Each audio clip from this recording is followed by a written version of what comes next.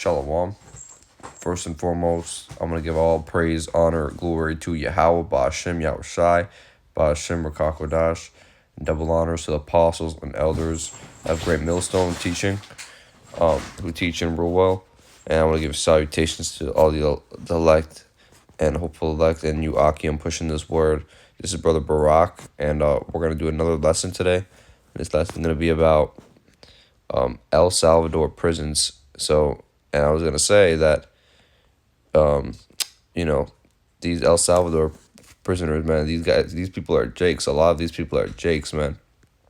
These are the curses, and I want y'all to take a look at this. So, we're going to go to... A woman... This is El Salvador's infamous mega. This was an El Salvador prison, and this is one now. How does a prison go from being gang-controlled to now a prison where the prisoners themselves are helping to rebuild the country of El Salvador? Today, I am taking you inside of the world's most unconventional and most productive prison in the entire world. Some of these prisoners you will meet inside of this video will become future engineers, construction workers, carpenters, farmers. These prisoners are quite literally helping to build a better El Salvador. This is all because of President Nayib Bukele's plan called Plan Cero Ocio, which translates to Plan of No Leisure, where prisoners are typically locked away inside of a prison cell serving their time. The prisoners here in El Salvador are working 24/7 to help build a better El Salvador. El Salvador has gone through a drastic change over the past few years from being the most dangerous country in the world to now the safest country in the Western Hemisphere. I'm going to show you guys a large reason why. We'll be starting off this video going inside of this prison here, and then we'll be going to another prison where nobody has ever actually gone into before. I will be the first person to ever receive access. So we're going to... Inside of such a unique... The machines, there's no... As you can see, these folks, there's thousands of them working basically. And so basically, every 2 days, every 1 day they work, they get 2 days off their prison sentence.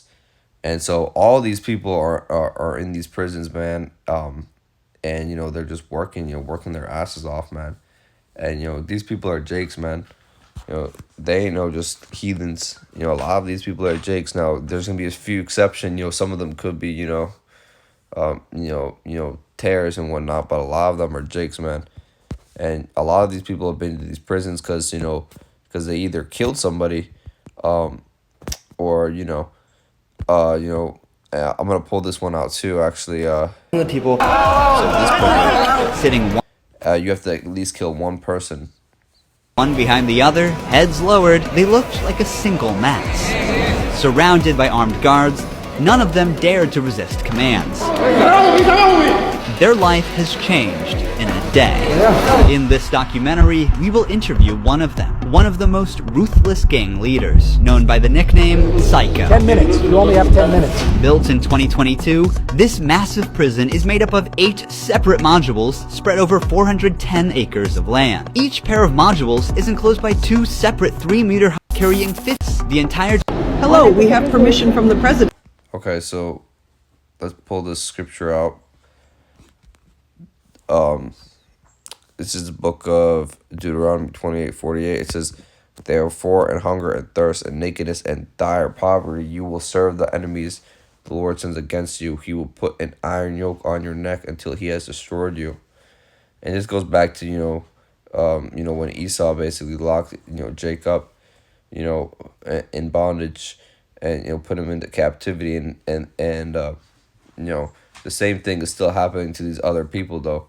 And the only difference is, instead of modern day, instead of slavery, it's, the prison system now, So, these things are still in place. And what is the prison system? You got handcuffs, you got to work. Like, you can see those guys in the video, they were just working, like robots, man, complete robots.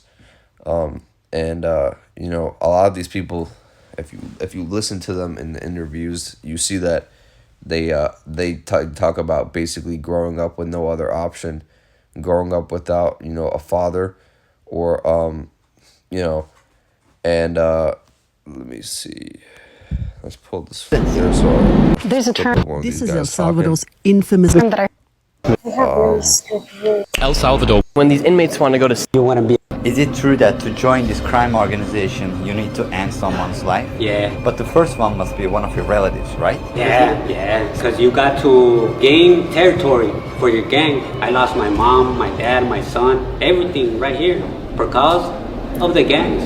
When I could be with my family, upstate, the United States, a better life. But, we took wrong decisions and this is the cause of this. Is it true that And yeah, so a lot of these people in this interview, this guy was saying how, because I watched the clip before, basically a video, and this guy was basically saying how he had no father, and basically the streets was basically his father, the gangs were basically his father, and the same thing happened in Babylon the Great, which is America, a lot of these Jakes, a lot of these Israelite brothers.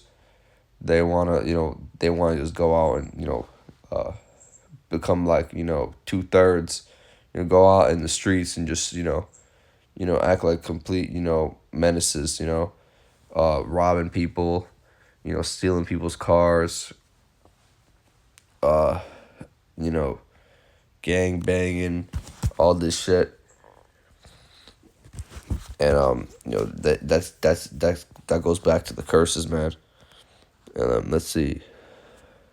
This Deuteronomy 28:64 says, "Then the Lord will scatter you among all nations." Okay, all nations from one end of the earth to the other. There you will worship other gods of wood and stone, which neither you nor your ancestors have known. And look what these guys are doing, man. They're they basically worship these groups that they're in. They have to basically end their life to join this gang or whatever, and you can see they got all tattoos all around them, basically like representing their gang and idolizing their gang, and people are gonna say, well, only Israelites will scatter to just North America. Like, that's completely bugged out, man, because these people are Jakes. Their seed line was just, they might not look like the tribe of Judah, but these are Northern Kingdom Israelites, man. You might not see it on them. You might look at their outward appearance, which we're not supposed to do, but their spirit, they're basically just they're basically like 2/3, a lot of them are like, they how do I say it, like, Slovakia.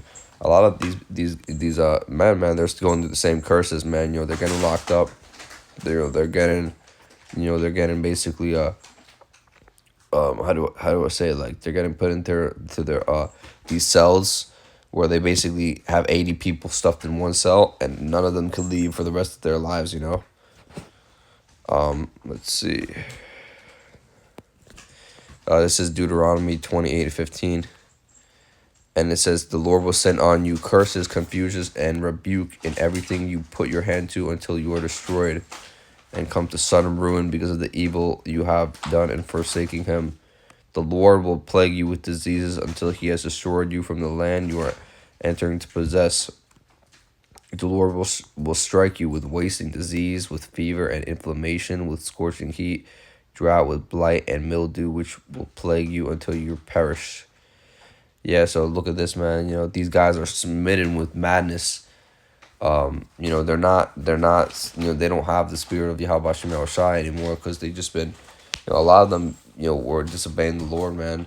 Committed murder, committing all these, crazy acts, basically. You got to kill somebody, kill your own family member, to basically, join these groups, to join this crime organization?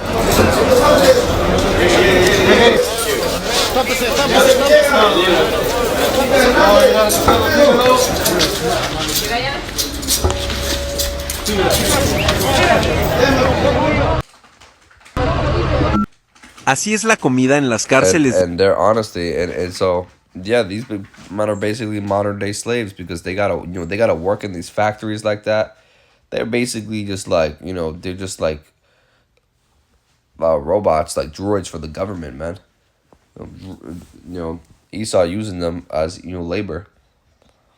And yeah, man. I mean, but these men are Jakes. A lot of these men are Jakes. They're Israelites, no doubt about it, because they're going through the same curses, man. A lot of them are going through the same curses. They're getting put in their own captivity. They're basically, basically just set to, basically just work, and that's what they're gonna do for the rest of their lives. And that they got them curses, man. They got them curses of just being, being out in the streets, shooting people, being smitten with madness. And yeah, so and like I said before, like in Deuteronomy 4:27, like the Lord will scatter you among the peoples, among the heathen. So meaning, we're not gonna be scattered only in a handful of countries. Like a lot of people say, well, this tribe is actually from, this tribe is actually from like the in this location in Ethiopia, or this location from the Bantu tribe, and they're only from there. It's like that's yes, the Israelites came, a lot of the Israelites came from those places in Africa, or some of them did, but not, they don't only just live there. That's completely bugged out, man. Because the Lord, matter of fact, that's going against the scriptures, because the Lord literally said He was going to scatter you among the nations. And when you go back to the diaspora and stuff, and that all lines up. So he's saying that, oh, if you're an Israelite, you're only from, you can't be, these guys aren't Israelites because, they don't look like it, or they're not from this Bantu tribe or this Igbo tribe or whatever. It's just completely bugged out, man, because those curses, man, they apply to these people as well. And the Spirit bears witness to these people as well, man. What does the book of Romans 8 said? The Spirit bears witness. Let's pull that out.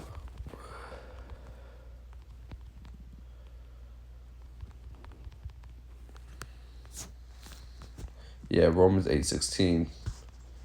The Spirit itself beareth witness with our spirit that we are the children of Yahweh Bashem Shai.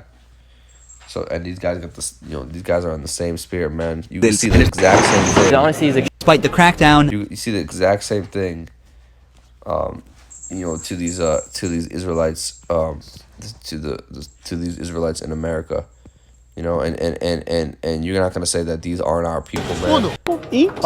No. turning that with a They're basically put in their own captivity right now. And it goes back to the Lord putting an iron yoke around their neck. It still applies to these prisons, man.